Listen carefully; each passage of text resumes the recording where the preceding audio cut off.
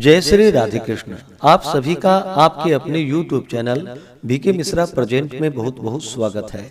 आइए आज आप सब जानेंगे वर्ष 2025 महाशिवरात्रि व्रत के शुभ मुहूर्त के बारे में। इस दिन पूजन का समय 4 पहर का कब से कब तक होगा, निशिता काल पूजन का समय कब होगा, महाशिवरात्रि के व्रत के दिन क्या करना चाहिए नहीं करना चाहिए।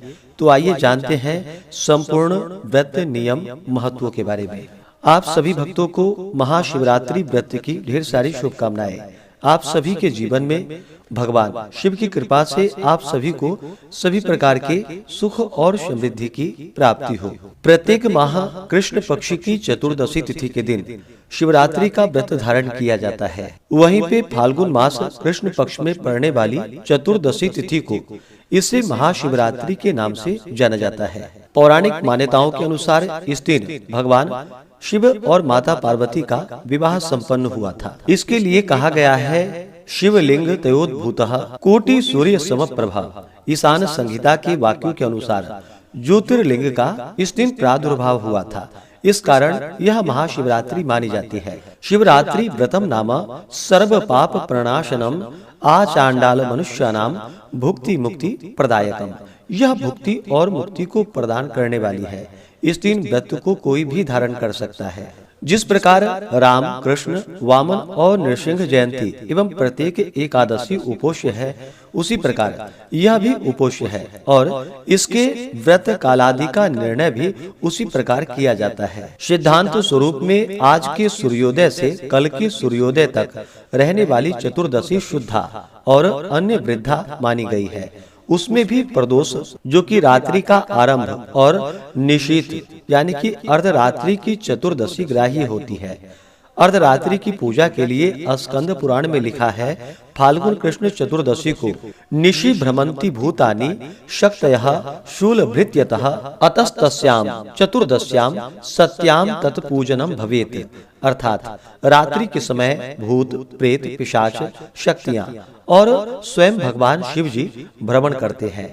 अतः उस समय इनका पूजन करने से मनुष्य के सभी प्रकार के पाप दूर हो जाते हैं। यदि शिवरात्रि त्रिसस्पृशा यानी कि त्रयोदशी, चतुर्दशी और अमावस्या इन तीनों का स्पर्श हो तो अधिक उत्तम फल देने वाली होती है। इसमें भी सूर्य या भौमवार यानी कि रविवार और मंगलवार का योग हो और शिव योग हो तो यह और भी उत्तम माना गया है। इस व्रत के पारण के लिए कहा गया है व्रतांते पारणम, तिथ्यंते पारणम और तिथि भांते च पारणम।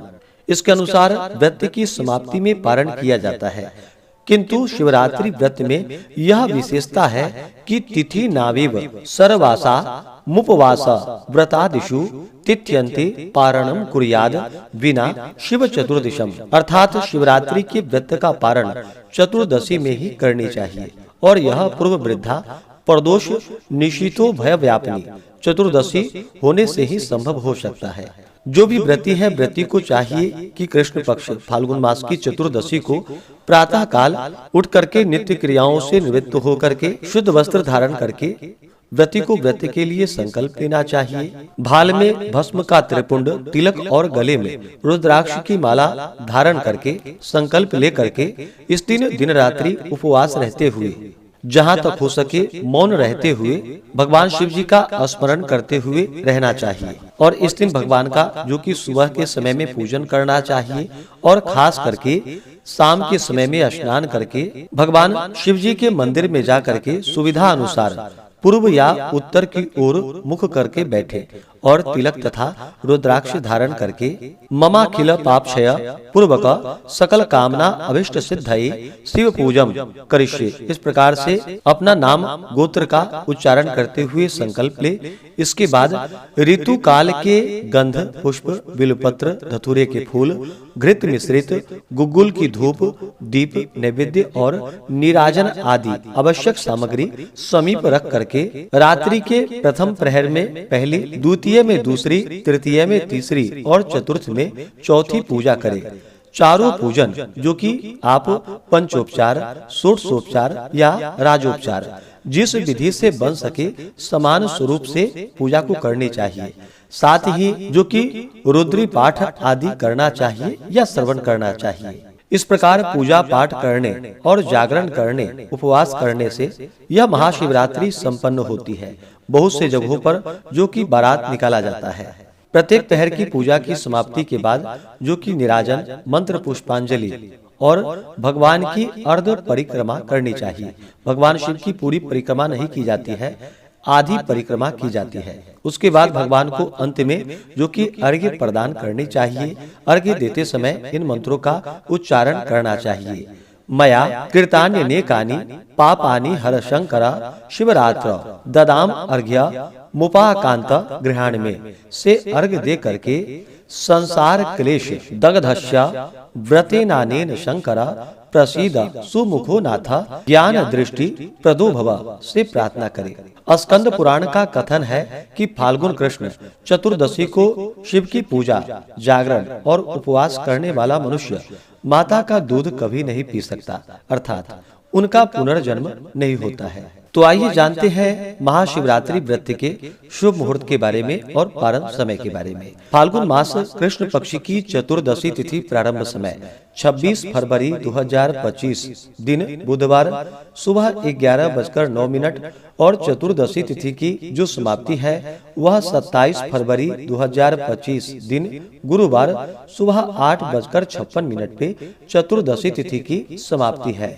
तो निशिता व्यापनी के अनुसार सभी भक्तजन 26 फरवरी 2025 दिन बुधवार को व्रत धारण करेंगे और इस दिन रात्रि उपवास रहते हुए भगवान का 4 पहर पूजन करें और इस व्रत का पारण 27 फरवरी को किया जाएगा। 26 फरवरी को ब्रह्म मुहूर्त का समय सुबह 5:09 से सुबह 5:59 तक होगा। सूर्योदय का समय सुबह 6:24, सूर्यास्त शाम 5:59 होगा। 26 फरवरी को राहु काल का समय दोपहर 12:11 से दोपहर 1:37 तक होगा। राहु काल समय के दौरान कोई भी शुभ कार्य या नया कार्य नहीं करना चाहिए, इस बात का ध्यान रखें। 26 फरवरी की रात्रि निशिता काल पूजन का समय रात्रि 12:09 से रात्रि 12:59 तक होगा। महाशिवरात्रि के दिन रात्रि 4 पहर पूजन का समय 26 फरवरी की शाम 6:19 से रात्रि 9:26 तक होगा। दूसरे प्रहर पूजन का समय रात्रि 9:26 से रात्रि 12:34 तक होगा। तीसरे प्रहर पूजन का समय रात्रि 12:34 से रात्रि 3:41 तक होगा। चौथे प्रहर पूजन का समय रात्रि 3:41 से अगले दिन सुबह 6:48 तक होगा। तो इस समय में भगवान का पूरे विधि विधान के साथ पूजन करें, साथ में रुद्री पाठ या श्रवण करें। भगवान शिव जी के स्तोत्र चालीसा आदि का पाठ या श्रवण करें तो बड़ा ही पुण्य फलदायी होगा। 26 फरवरी को नक्षत्र श्रवण होगा जो कि शाम 5:23 तक, उसके बाद धनिष्ठा नक्षत्र होगा। योग परिध योग होगा रात्रि 2:58 तक, उसके बाद शिव योग होगा जो कि 26 फरवरी की रात्रि 2:58 के बाद शिव योग प्रवेश कर रहा है। तो इस बार संयोग भी अच्छा बन रहा है। महाशिवरात्रि व्रत पारण के लिए जो समय है वह 27 फरवरी 2025 दिन गुरुवार सुबह 6:48 से सुबह 8:54 तक व्रत का पारण किया जाएगा। जो भी व्रती है व्रत के दौरान जो कि दिन रात्रि उपवास रहते हुए व्रत को धारण करना चाहिए। उपवास न रह पाए तो आप एक समय फलाहार ग्रहण करके व्रत को धारण करें। व्रती को व्रत के दौरान किसी के ऊपर क्रोध नहीं करनी चाहिए। इस दिन शुद्ध और सात्विकता का पालन करना चाहिए। इस दिन तामसिक वस्तुओं का, नशीले पदार्थों का सेवन बिल्कुल भी नहीं करना चाहिए। पूर्ण भक्ति भाव के साथ इस दिन ओम नमः शिवाय या श्री उमा महेश्वराभ्याम नमः इन मंत्रों का जप करना चाहिए। इस प्रकार करने से भगवान शिव जी की कृपा से व्यक्ति के सभी प्रकार के पाप और ताप नष्ट होते हैं। कुमारी कन्याओं को मन इच्छित वर की प्राप्ति होती है। सुहागिन स्त्रियों का सौभाग्य अटल होता है, दाम्पत्य जीवन खुशहाल होता है तथा आप जिस भी कामना को लेकर के व्रत करें तो भगवान शिव जी जब कृपा अपना करते हैं तो सभी प्रकार के मनोवांछित फलों को प्रदान करते हैं। महाशिवरात्रि व्रत के लिए कहा गया है, बन सके तो शिवरात्रि का व्रत सदैव करना चाहिए और न बन सके तो 14 वर्ष के बाद उद्यापन कर देना चाहिए। महाशिवरात्रि व्रत की 2 कथाएं हैं। एक का सारांश यह है कि एक बार एक धनवान मनुष्य कुसंगवश शिवरात्रि के दिन पूजन करती हुई किसी स्त्री का आभूषण चुराकर लेने के अपराध में मार डाला गया, किंतु चोरी के ताक में वह 8 प्रहर तक भूखा और प्यासा रहा और जागता रहा। इस कारण स्वतः व्रत हो जाने से भगवान शिव जी ने उसको सद्गति प्रदान की। और दूसरी कथा का सारांश यह है कि शिवरात्रि के दिन एक व्याधा यानी कि शिकारी दिन भर शिकार की खोज में रहा तो भी शिकार नहीं मिला।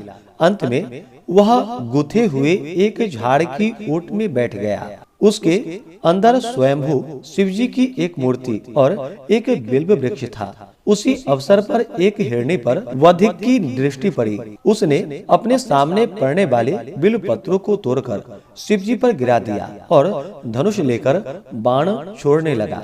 तब हिरणी उसे उपदेश देकर जीवित चली गई। इसी प्रकार वह प्रत्येक पहर में आई और चली गई।